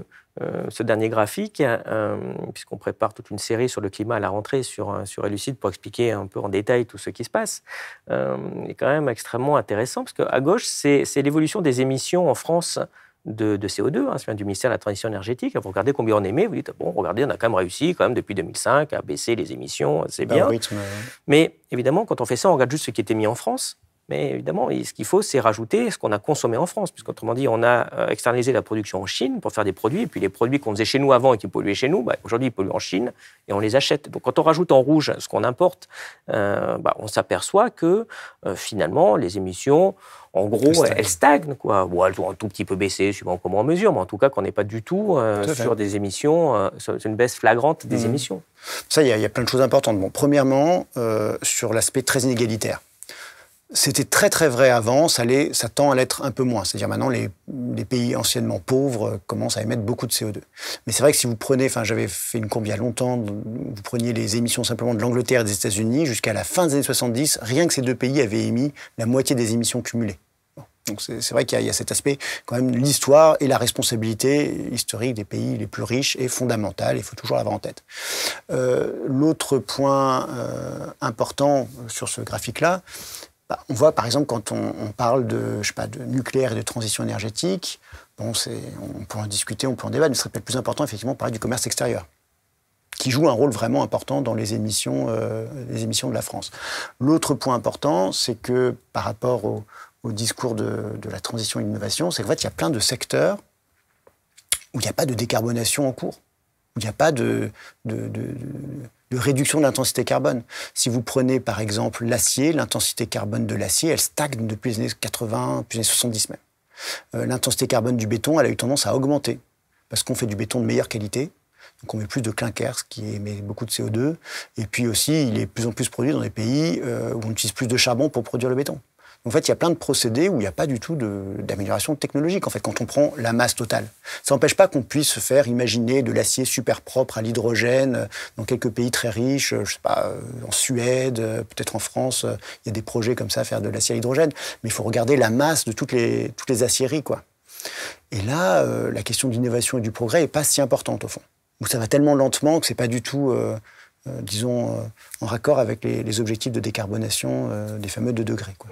Enfin, au moment où il y a d'autres innovations, en particulier en 2022, comme on le voit actuellement, c'est-à-dire qu'on vient d'inventer quand même la canicule de printemps, oui. Ce qui est quand même une grande originalité. Quoi. Oui. Et qui montre l'étendue du problème. Ça, en fait, les géologues les climatologues parlaient d'anthropocène, vous savez, cette nouvelle époque géologique, marquée par la prédominance de l'homme. Et ça dit quelque chose de très intéressant, c'est qu'en fait, maintenant, la nature va beaucoup plus vite, la Terre évolue beaucoup plus vite que nous, en fait. Va beaucoup plus vite que l'innovation. Pendant longtemps, on avait l'impression que la nature était relativement stable et puis que c'était l'humanité qui s'agitait, qui avançait, qui inventait, qui découvrait, qui se développait très vite. L'histoire humaine allait très vite et l'histoire de la nature allait très doucement. Et maintenant, il y a une sorte de renversement. Sur ces aspects de grandes infrastructures matérielles, on ne va pas du tout à la vitesse de la Terre, quoi. C'est ça qui est effrayant, en fait. Alors, justement, j'aimerais bien qu'on prenne un petit moment pour parler d'histoire, puisque c'est quand même votre grande spécialité. Donc, est-ce qu'on peut peut-être faire une fresque de l'évolution de cette sensibilisation du climat, ou en tout cas, dans vos travaux, vous montrez qu'en effet, c'est quelque chose de beaucoup plus ancien que ce qu'on pense. Et votre livre s'ouvre même spécialisé sur ce sujet-là, s'ouvre sur Christophe Colomb. Oui. Ça, c'est un livre que j'ai écrit avec Fabien Locher, un collègue du CNRS. Effectivement, ce qui nous a frappé dans les discours contemporains, c'est, on en a déjà parlé, le discours de la prise de conscience. Vous disiez, depuis les années 90, finalement, on a continué à émettre, et même beaucoup plus. D'une certaine manière, on pourrait en fait prendre le point de référence beaucoup plus tôt et regarder depuis quand on se préoccupe du changement climatique. Et alors, il y a dans ce livre qui s'appelle « Les révoltes du ciel », désolé pour la pub, ça parle en fait d'un grand débat sur le changement climatique, mais qui n'est pas le même que celui qu'on connaît aujourd'hui. C'est un débat autour du cycle de l'eau et pas le cycle du carbone. Et le sujet, c'était pas les émissions industrielles, mais la déforestation. Mais ça n'empêche pas que c'était un énorme sujet. Un débat qui a agité les arènes politiques, les arènes savantes. Voilà. Donc c'était vraiment une question extrêmement importante, vivante intellectuellement, scientifiquement. Il y a eu beaucoup de progrès qui ont été progrès scientifiques, la théorie des âges glaciaires, la naissance de la climatologie historique, les premières études scientifiques sur le climat, si vous voulez, c'est en lien avec ce débat sur le changement climatique anthropique, lié au fait qu'on coupe trop d'arbres, en gros, pour dire les choses simplement. Alors, cela dit, dans un premier temps, le discours sur le changement climatique est un discours impérial, optimiste. Et c'est pour ça que Christophe Colomb, lui, commence à parler de changement climatique dès 1494 quand même, donc ça remonte. C'est qu'il est en train donc, de découvrir les Caraïbes, et puis il voit quelque chose de bizarre, c'est les pluies diluviennes qui tombent à heure fixe en été, c'est au large de la Jamaïque. Et il dit une chose assez intéressante, il dit en fait, c'était la même chose aux Canaries, Porto Santo, Madère, ces archipels au milieu de l'Atlantique, colonisés par les Espagnols et les Portugais. C'est la même chose avant que les Espagnols et les Portugais coupent le bois. Donc il y a cette idée en fait que les Européens, les chrétiens, quand ils arrivent dans un territoire qu'ils colonisent, ils améliorent le climat en coupant du bois. Et ça, c'est un argument très fort pour la colonisation parce que en fait, c'était de dire les Indiens ne possédaient pas vraiment le territoire parce qu'ils ne le travaillaient pas. Et c'est parce qu'en fait, ils ont laissé la végétation proliférer, ils ont laissé la nature en déshérence sans vraiment la contrôler, la maîtriser, qu'il y a ce climat pas terrible, parce que c'est un truc péjoratif sur le climat, évidemment, de la Caraïbe. Donc ça, c'est vraiment un argument qu'on va retrouver ensuite dans Nouvelle-France et Nouvelle-Angleterre. Un argument pro-colonisation, qui est aussi un argument pour se motiver, parce que pour aller coloniser le Canada au milieu du XVIIe siècle, en petit âge glaciaire, avec des hivers absolument terribles, autant vous dire qu'il fallait en vouloir, quoi. Et donc, c'est un argument pour dire, non, mais si ça vaut le coup quand même d'aller envoyer des colons en Nouvelle-France, parce qu'à terme, quand ils auront vraiment travaillé la terre, cultivé le sol, etc., le climat va vraiment être celui comme la France, quoi. Ce sera la Nouvelle-France, vraiment. C'est à peu près à la même ligne de latitude. On aura le même climat de part et d'autre de l'Atlantique. Au fond, c'était aussi pour expliquer ce truc bizarre, ce phénomène étrange. Comment ça se fait qu'on ait des climats si différents de part et d'autre de l'Atlantique à la même ligne de latitude? Chose auxquelles ils ne connaissaient pas le Gulf Stream, etc. Les colons ne s'attendaient pas. Donc il y a eu tout un premier temps du discours sur le changement climatique qui était un discours très, très optimiste, impérial, qui servait aussi à justifier la colonisation et puis aussi la hiérarchie des peuples. C'était dire, en fait, les Indiens, c'était un peuple efféminé qui n'a pas réussi à maîtriser la nature et les Européens chrétiens vont par contre y arriver. Donc il y avait vraiment cette idée de hiérarchie raciale. Ça va servir aussi à hiérarchiser les peuples orientaux, avec cette idée que, par exemple, les ruines de Babylone, qui se trouvent maintenant au milieu d'un désert, fin 18e, début 19e siècle, ça va être interprété comme les conséquences d'un changement climatique causé par les locaux qui ont trop coupé de bois, qui ont changé le climat et qui, ce faisant, ont produit leur propre dégénérescence raciale. C'est un discours qui est toujours raciste, sachant qu'à cette époque, le climat, c'est ce qui façonne très profondément les corps, l'intellect, les sociétés, les civilisations. Et donc, il y a des civilisations inférieures, c'est aussi parce qu'elles ont mal géré leurs environnements. Alors, vous pensez que le climat, en effet, avait une influence directe sur les sociétés, en particulier déjà les Grecs faisaient ça à l'époque. Oui, donc la Grèce est bien située, juste, c'est pour ça que nous, on est les chacun meilleurs. est dans le meilleur climat, ça c'est typique. Et donc, effectivement, c'est un topos dans toute la littérature du XVIIIe siècle, pensez à Montesquieu, évidemment. Et donc, c'est pour ça aussi que le climat était si important intellectuellement pour les Européens, parce qu'ils étaient dans un moment où le climat, au fond, avait une plus grande importance politique que pour nous maintenant, puisque ce déterminisme climatique, Dieu merci, il a disparu. Pas forcément toujours, d'ailleurs. Mais... Donc, et puis, on pensait que c'était agraire aussi. Donc, l'essentiel de la population était paysanne et dépendait au premier chef de la météorologie. C'est des sociétés aussi qui étaient toujours au seuil un peu de la disette. La question de la soudure, c'était une question politique déterminante. Donc, n'importe quel changement de climat était extrêmement périlleux. Et on se rappelle aussi en 2012 les propos allemands sur la Grèce, pays du Club Med. Oui, il y a peut-être encore des théories de Montesquieu là-dedans, j'en sais rien, j'ai pas du tout creusé ça. Même. Ce qui est sûr, c'est que ce discours impérial climatique va se transformer en catastrophisme. On a un discours très anxieux sur le changement climatique, et ça va être au moment de la Révolution française. Alors, il n'y a pas que la Révolution, mais la Révolution joue un rôle important. C'est assez amusant de voir les débats climatiques pendant la Révolution française. En gros, la dégradation du climat devient un moyen de blâmer l'adversaire politique. Donc, quand les révolutionnaires arrivent en 1789, ils disent si le climat s'est dégradé en France, et c'est vrai qu'il y avait des c'est connu, les mauvaises récoltes, et donc le prix du pain qui qui augmente, etc. C'est parce que la monarchie a mal géré le climat de la France. Elle a fait dégénérer le climat de la France, et y compris les Français d'ailleurs. Il y a vraiment c'est une accusation très très forte. Si le peuple a faim, c'est parce que la monarchie a mal géré les forêts. Elle a aussi laissé les étangs proliférer, etc., qui créent de l'humidité et donc des mauvaises saisons. Et puis évidemment, cet argument, ça va retomber sur le révolutionnaire, parce que qu'est-ce qui se passe en 89 ? Les paysans comprennent le 14 juillet comme la récupération de droits dont ils s'estiment avoir été expropriés depuis 20 ou 30 ans. Depuis les années 1760, le prix du bois augmente. Il y a ce qu'on appelle, de manière plus générale, la réaction féodale. Et donc, les aristocrates essayent de récupérer des droits exclusifs sur les forêts. Des forêts qui pouvaient être communes auparavant, qui vont être privatisées en partie. On va construire des murs autour, mettre des gardes forestiers. Et c'est très rentable de vraiment se focaliser sur la production de bois. Et donc, les paysans n'ont plus accès à ces terrains boisés pour faire paître les animaux, pour faire leur bois mort, etc.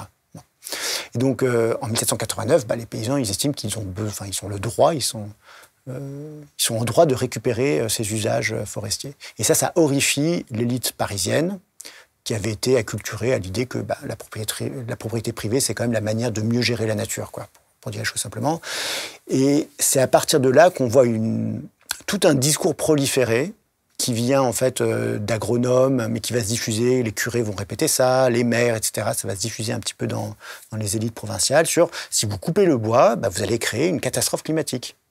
C'est une manière de gouverner en fait les usages populaires de la nature. À cela s'ajoute qu'en 1791, il y a une loi qui permet aux propriétaires forestiers de déboiser chez lui, sans avoir à demander une autorisation administrative. Et donc, il faut gouverner en fait les usages de la nature. Et c'est à ce moment-là qu'il y a vraiment cette idée, il faut inculquer une conscience environnementale. Je pense que il se passe vraiment quelque chose d'important à partir de 1789 en France sur comment on gère un peuple de paysans libres. Avec un discours... Il y avait déjà donc une histoire de main invisible du propriétaire terrien qui finalement fait tout bien. Alors, ça c'était la théorie des libéraux, mais il y avait plein d'autres théories qui, eux, pensaient que ça pourrait être la catastrophe. Si on déboise trop, ça peut avoir plein de conséquences. Mais c'est vrai que ça avait des conséquences sur l'érosion, par exemple. L'érosion des sols, ça a des conséquences très directes, quoi. Disons qu'ils en rajoutent une couche en invoquant les questions du changement climatique. Mais c'est intéressant. Donc, à l'époque, finalement, et donc même avant, on pouvait penser que l'homme influait sur le climat, localement, parce que ça, on a l'impression que c'est quelque chose qui n'a jamais existé, que c'était récent, que d'ailleurs, dans les années 90, 2000, il y avait des débats sur, mais non, l'homme ne peut pas changer le climat de la planète. En fait, c'est des vieux débats très anciens, avec comme conséquence qu'on a produit des savoirs là-dessus depuis longtemps, et des savoirs assez perfectionnés, en fait. Dans les années 1770, il y a toute une tradition scientifique qui naît, qui est celle de la climatologie historique, dont je vous ai déjà brièvement parlé, mais en gros, on va étudier l'évolution des glaciers, l'évolution des bancs de vendange, l'évolution de l'étagement de la végétation en montagne. Enfin, on fait des choses vraiment précises, de la très bonne science, la meilleure science qu'on pouvait faire à cette époque. On n'avait pas encore de satellites, etc. Mais voilà, c'est une question brûlante, en fait, parce que c'est une question politique cruciale. La forêt, à cette époque, c'est la pourvoyeuse d'énergie, de matériaux de construction. Enfin, vous voyez, c'est un peu le plastique, le béton et le pétrole de maintenant. Et voilà, donc c'est vraiment une question de politique fondamentale. Donc ça, c'est un point, je trouve, important, parce que souvent, on a une histoire de l'environnement qui se focalise sur les précurseurs. Alors ça, il y a des bibliothèques entières sur les précurseurs de l'environnementalisme, avec souvent quelques intellectuels un peu piochés, on ne sait pas trop pourquoi. Et en fait, il faut vraiment sortir de cette histoire-là, l'histoire des inquiétudes sur l'environnement. C'est une histoire qui est très généralisée. C'est une histoire de gouvernement des populations. Je vous ai parlé de ce discours sur la forêt, mais c'est aussi une histoire d'un environnementalisme du pauvre, une histoire de décence environnementale commune. Et il y a tout plein de théories environnementales chez les paysans, chez les pêcheurs. J'ai travaillé là-dessus dans l'Apocalypse joyeuse. Par exemple, l'idée d'écosystème, l'idée que les êtres vivants ont des relations de symbiose, et que si on touche un petit bout de la nature, ça peut avoir des répercussions sur des grands espaces et des grands éléments de la nature. Ça, c'est une idée qu'on trouve assez fréquemment dans les discours des pêcheurs des années 1760, par exemple. Et donc, vraiment ne pas raconter l'histoire de l'environnement comme une histoire de quelques intellectuels qui nous auraient éclairés sur les problèmes, je pense que c'est très salutaire et c'est très libérateur, quoi. Ça n'empêche pas que des fois, des scientifiques découvrent des problèmes. Ça existe aussi. C'est pas pour dire que ça n'existe pas. D'une certaine manière, la question du CO2, c'est pas simplement l'histoire de quelques découvertes, mais il y a eu quand même des avancées scientifiques. Je pense particulièrement à l'étude des isotopes, du carbone 14 en gros, qui permettent de faire drastiquement avancer la question scientifique. Vous racontez comment, autour de 1810, en France, donc on est encore très loin des découvertes sur le climat, se passent des évolutions juridiques extrêmement intéressantes sur les problématiques de l'industrie, parce que l'industrie commence à naître. En particulier, vous prenez l'exemple des entreprises de soude. Vous pouvez nous raconter ce qui s'est passé et surtout les conséquences sur la population, parce que c'est quand même très intéressant. Alors, 1810, c'est la date d'un décret qui est fondateur dans le droit de la pollution, en France, et pas que en France, parce qu'en 1810, la France est un peu à son apogée territorial, donc ça a influencé pas mal de systèmes juridiques de nos voisins européens. C'est sous, évidemment, Napoléon. Et donc ce décret de 1810, il avait longtemps été perçu comme un acte fondateur du droit de l'environnement. Parce que l'industriel, dorénavant, doit demander une autorisation au préfet, et pour les choses les plus polluantes, les industries de première classe, donc par exemple la soude, carrément au ministre de l'Intérieur qui rend son avis en Conseil d'État. Donc vraiment le sommet de la hiérarchie du droit administratif. Alors, c'est perçu comme une avancée environnementale parce qu'on ignore ce qu'il y avait avant. Et avant, il y avait déjà des artisans qui polluaient, on avait déjà eu des manières de réguler ce genre de problème, évidemment. Et la manière qu'on avait de réguler ça, c'était de passer par la police. Si vous prenez au milieu du XVIIIe siècle, la police, elle mérite pleinement son nom. C'est vraiment une institution urbaine. Elle s'occupe de l'urbain. À Paris, elle s'occupe de tout ce qui a trait à la vie urbaine. Ça ressemblerait un peu à la fois des règlements d'urbanisme et puis des normes de sécurité. Par exemple, la façon dont on gère la sécurité en ville. Vous avez Paris qui est divisé en quartiers de police, 20 quartiers de police. Dans chaque quartier de police, il y a 2 commissaires de police. Chaque jour, ils doivent faire une ronde. Ils ont un habit distinctif, donc on les repère. Et puis, les voisins peuvent les interpeller en disant là, il y a un artisan, il est en train de mettre un truc qui pue dans la rue, il faut que vous fassiez quelque chose. Et donc, on voit, il y a les journées de police qui sont dans les archives du Châtelet, et on voit que les policiers sont en permanence en train de policer, si vous voulez, les comportements urbains. C'est une sorte de travail constant de police des micro-risques urbains. Ça va je me souviens de cet exemple, une dame qui écossait ses oignons dans la rue, non, elle ne peut pas faire ça, donc voilà, tu vas faire ça ailleurs, quoi. Et ça va aussi jusqu'aux artisans qui émettent des fumées, etc. Et donc, la manière dont on régulait à ce moment-là l'environnement, c'était plutôt par exclusion de l'espace urbain. En gros, si un certain nombre de voisins étaient d'accord pour dire ça sent trop mauvais, très vite, l'artisan était interdit d'exercer, il devait aller ailleurs, quoi. Donc ça crée une sorte de zoning. Par exemple, tout ce qui sentait vraiment très mauvais, le travail de la matière organique, ça allait le long de la Bièvre, dans l'actuel 13e arrondissement, où on avait un peu sacrifié cette rivière aux tanneries, aux boyauderies, etc. Et évidemment, quand l'industrialisation arrive, donc il y a des procédés qu'on sait polluants, mais qui nécessitent beaucoup de capitaux. Les industriels ne peuvent pas supporter l'incertitude que fait poser la police. Et donc le décret de 1810, on a l'impression que c'est écolo, mais ça sert à stabiliser le capitalisme industriel. Parce qu'une fois que vous avez eu votre autorisation du ministre de l'Intérieur en Conseil d'État, les voisins, ils peuvent toujours peuvent faire ce qu'ils veulent. L'industriel, il ne va pas être interdit. Et c'est vrai qu'il y a très très peu de cas d'exemples d'usines qui sont interdites après en ayant été dûment autorisées par la procédure du décret de 1810. Et donc... Et surtout, vous expliquez que ces usines sont renvoyées déjà dans les zones les plus pauvres et qu'avant, il pouvait y avoir des indemnisations qui après s'arrêtent justement à cause de ce décret. Alors, si on reprend le cas de la soude, au départ, donc la soude, c'est particulièrement polluant parce que, en gros, vous prenez du sel, de l'acide sulfurique, vous chauffez tout ça dans un four et ça produit énormément d'acide chlorhydrique. Et au départ, cet acide chlorhydrique, on ne sait pas qu'en faire, et donc ça part dans l'atmosphère, et donc ça brûle tout aux alentours. Donc des champs, même des propriétés, des maisons, les tapisseries sont décolorées, etc. Enfin, c'est extrêmement... si vous avez déjà senti un peu d'acide chlorhydrique, c'est extrêmement désagréable, c'est une pollution extrêmement sensible. Alors au départ, ça se concentre, il y en a quelques-unes autour de Paris, mais surtout autour de Marseille, parce qu'il y a la savonnerie, on a besoin de soude pour faire du savon. Au départ, c'est dans les banlieues proches de Marseille, où les aristocrates, les juristes aussi, les juges, les avocats avaient des propriétés, des bastides. Autant vous dire qu'ils ne sont pas ravis d'avoir ces nouveaux voisins. Et donc, il y a toute une levée de boucliers juridique encouragée par les juristes de Provence qui, en plus, là, on est donc dans les années 1810, et surtout après 1815, après la chute de Napoléon, en vérité, ils sont extrêmement furieux parce que avant, le Parlement de Provence, c'était une grande institution judiciaire. Et avec le nouveau système administratif, ils sont devenus beaucoup moins importants. Et donc, ils vont mener une sorte de guérilla judiciaire contre les industriels. Et on a des exemples d'avocats qui parcourent les campagnes autour de Marseille et qui disent aux paysans, à des petits paysans, faites un procès, je vous avance les frais, puis je me récupère la moitié des dédommagements. Et donc, il y a vraiment une guérilla juridique qui a une vraie influence. Et donc, il y a les industriels qui disent, non, mais là, on va mettre la clé sous la porte.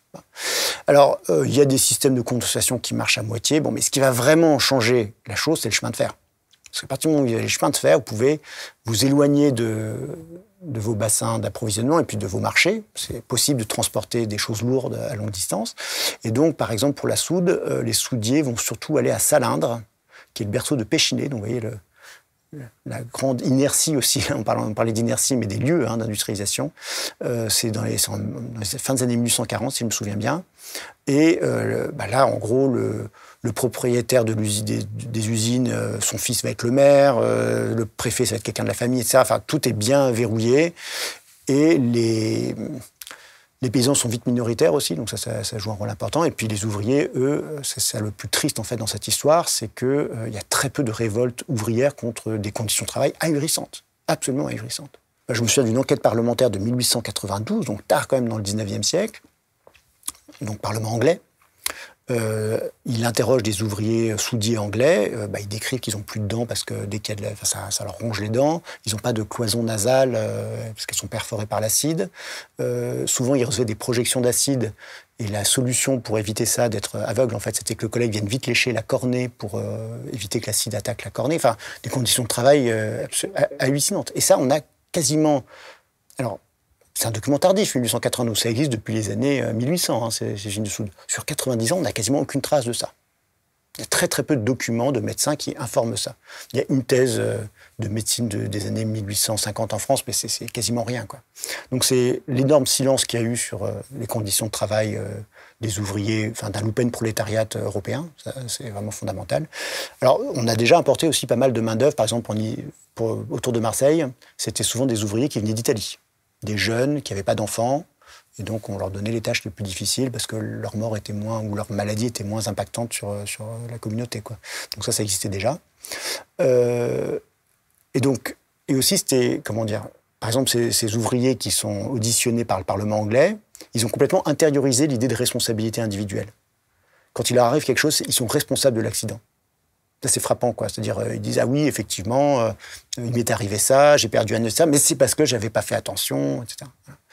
Donc voilà, une fois encore, vous voyez, là, c'est pas une histoire on peut parler de prise de conscience ou ce que vous... Mais c'est plutôt des procédés assez concrets de répartition des risques des manières de localiser l'industrie là où les gens vont pas trop râler, des manières de prendre le contrôle du social. Par exemple, donc c'est à Istres, la compagnie du Plan d'Arin, qui est une usine de soude, achète tout plein de champs, de pâturages qui lui servent à rien. Et ça sert par contre à louer ça aux bergers. Et donc, les bergers sont enrôlés et dépendent en fait de la compagnie. Donc, ils ne vont pas trop râler. Oui. C'est tous ces petits procédés en fait qui font que l'industrialisation peut avoir lieu en dépit de nuisances énormes et manifestes. C'est pas une question de prise de conscience. Tout le monde avait bien conscience que les usines de soude c'était très polluant. Enfin, vous voyez, c'est pas. Et la Cour de cassation finira par dire qu'on ne pouvait plus indemniser pour les nuisances les voisins à cause de cette réglementation d'État finalement. Alors ça, c'est un peu plus compliqué parce que donc le décret de 1810 fait que le seul recours, c'est les tribunaux civils. Mais les tribunaux civils ne peuvent pas interdire, peuvent pas casser un acte administratif, séparation des pouvoirs. Et donc, les tribunaux civils vont donner des dommages, administrer des dommages. La question, c'est qu'est-ce qui est le dommage ? Et juridiquement, par exemple, autour de Marseille, dans les années 1815-1828, vous avez l'idée qu'il va falloir compenser les gens pour la baisse de la valeur de leur propriété. Et là, ça chiffre très très vite.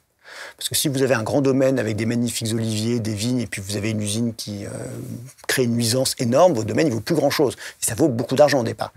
Et cette baisse de la valeur vénale, c'est vraiment ça le risque financier pour les industriels en termes de compensation. Et en 1828, il y a un arrêt de la Cour de cassation qui dit on arrête ça. C'est uniquement des dommages déjà réalisés. Or, la baisse de la valeur vénale, ça vaut que quand vous aurez vendu votre propriété. Pour l'instant, vous ne l'avez pas vendue, donc on ne sait pas combien elle vaudra quand vous la vendrez.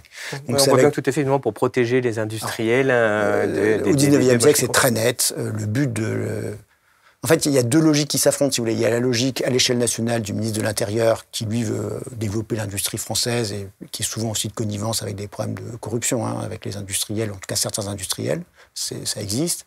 Et puis, il y a la logique locale où, non, vous êtes un juge, vous êtes là pour... Il y a un dommage, vous devez l'indemniser. Et les deux logiques sont en compétition. Ce qui est intéressant, je trouve, c'est qu'on voit que l'idée du pollueur-payeur, cette idée que le pollueur doit payer pour... les dommages qu'il crée et que c'est optimal. Ça a été présenté dans les années 70 comme une grande invention des économistes. Il y a un rapport de l'OCDE de 1974 qui dit voilà, maintenant on a compris ce qu'il faut faire, il faut qu'on mette en place un principe de pollueur-payeur. En fait, ça existait déjà.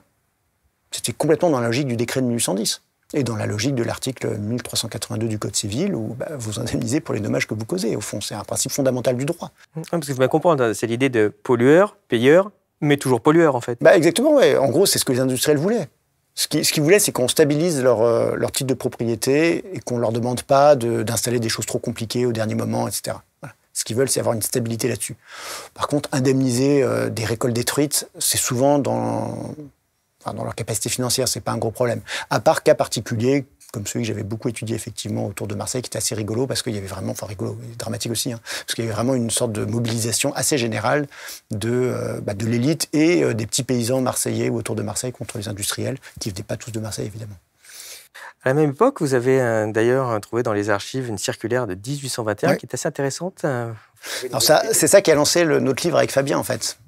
On est tombé sur une circulaire et surtout la réponse à la circulaire. Parce que, donc c'est une circulaire sur le changement climatique. En 1821, le ministre de l'Intérieur demande une grande enquête à tous les préfets sur la question du changement climatique. Et les réponses... Parce qu'en fait, il fait froid à l'époque. Alors on est dans le sillage de l'explosion du Tambora, qui est un volcan en Indonésie, qui a créé la fameuse année sans été 1816. Il y a de nouveau les oliviers qui gèlent en Provence en 1820. Donc voilà, on a des perturbations climatiques importantes. Et en 1821, donc, le ministre de l'Intérieur demande de renseigner le lien entre déforestation et changement climatique depuis 1789. Je vous disais il y a quelque temps que le climat, c'est une manière de blâmer l'adversaire. Là, c'est clairement la Restauration qui met le froid sur le compte des révolutionnaires et de ce qui s'est passé depuis 1789 et la catastrophe qu'il y a eu dans les forêts. Bon. Et ce qui est assez chouette quand on a eu les réponses, donc c'est plusieurs milliers de réponses, c'est un gros volume de documents, on voit en fait que les préfets ensuite vont consulter les médecins, les agronomes, des propriétaires fonciers, etc. Donc on a la réponse d'une petite élite provinciale sur cette question. Et pour ces gens-là, c'est pas une surprise cette question. La question du changement climatique est complètement intégrée, ça fait vraiment partie de leur univers mental, quoi. C'est pas une question bizarre qu'on leur pose. Donc c'est là où on s'est dit avec Fabien qu'il y avait vraiment un sujet important parce que c'est pas La question du changement climatique, c'était pas quelques savants qui travaillaient dans leur coin, non, c'était quelque chose qui s'est largement diffusé en fait dans la conscience populaire ou en tout cas d'une petite élite provinciale, cette idée de changement climatique, quoi. Nous arrivons à la fin de cet entretien. Donc pour la suite, eh bien, on renvoie à votre livre qui explique bien ce qui s'est passé à la fin du 19e siècle avec le début des connaissances sur le climat, puis la première partie du 20e avec cette connaissance scientifique qui commence à bien s'installer. Et comme on en parlait tout à l'heure, effectivement, la fabrication du doute à partir des années 50-60. Je vais donc vous poser la question rituelle pour conclure, qui est qu'est-ce qui, selon vous, est connu de peu de personnes, mais qui mériterait d'être connu de tous ? Alors, ce que j'ai en tête, là, c'est quelque chose d'assez ponctuel, mais que je trouve assez frappant. Dans les dernières statistiques énergétiques de la Chine, vous avez 2 chiffres absolument ahurissants. La masse de carburant synthétique, donc fabriqué à partir du charbon. 35 millions de tonnes d'essence produite par procédé Fischer-Tropsch ou hydrogénation, plus 80 millions de tonnes de méthanol. C'est un autre constituant qu'on tire du charbon. Donc vous avez 115, 120 millions de tonnes d'essence en fait, qui sont produites à partir du charbon en Chine. Pour donner un titre d'exemple, la France, si je me souviens bien, consomme 40 millions de tonnes d'essence. C'est 1/6 des carburants chinois qui donc tirés du charbon, qu'on met dans les voitures. À cela s'ajoutent les voitures électriques. Les voitures électriques, en France, en Europe, aux États-Unis, on en parle comme d'une technologie de décarbonation de l'économie. Bon. Ce qui est évidemment faux. Et on voit bien avec le cas de la Chine. Il faut savoir que la moitié des voitures électriques en ce moment roulent en Chine. Et en Chine, l'électricité elle est produite à 80% à partir du charbon. Donc en fait, il y a de plus en plus, je trouve ça assez intéressant de voir qu'il y a de plus en plus de mobilité qui était plutôt pétrole, qui bascule vers le charbon. Depuis, et ça c'est très récent, l'explosion des carburants synthétiques en Chine, on parle de 2000, c'est la suite en fait du renchérissement du pétrole en 2008, les investissements ont lieu après, donc on parle de 2016-2017. Voilà, donc ça c'est quelque chose qui m'avait beaucoup surpris en regardant les statistiques énergétiques chinoises, et ça permet je trouve de comprendre différemment la question de la voiture électrique, voir que c'est d'abord une technologie de souveraineté énergétique pour la Chine. Récemment, l'Union européenne a voté la fin du moteur thermique en 2035. Ça a été présenté comme une grande avancée pour la cause climatique. Et là, on voit aussi que c'est un problème d'erreur de compréhension parce que la voiture électrique, ok, vous avez un moteur qui émet pas de CO2, mais il n'empêche que la production de la voiture électrique, elle est encore faite avec de l'acier. L'acier, ça dépend du charbon. La route, si vous avez des voitures électriques, vous avez besoin de maintenir la route. Donc, vous avez besoin de flux de ciment majeurs. Et donc, une bonne partie du ciment sert à maintenir les routes. Ça, il faut savoir, même si on ne construit pas de nouvelles routes, les routes sont tout le temps en train de consommer des matières premières, beaucoup de ciment, donc beaucoup de CO2. Donc je trouve que c'est un bon indice du fait, quand on promeut la voiture électrique, qu'en fait on n'a pas du tout envie de résoudre la question du changement climatique.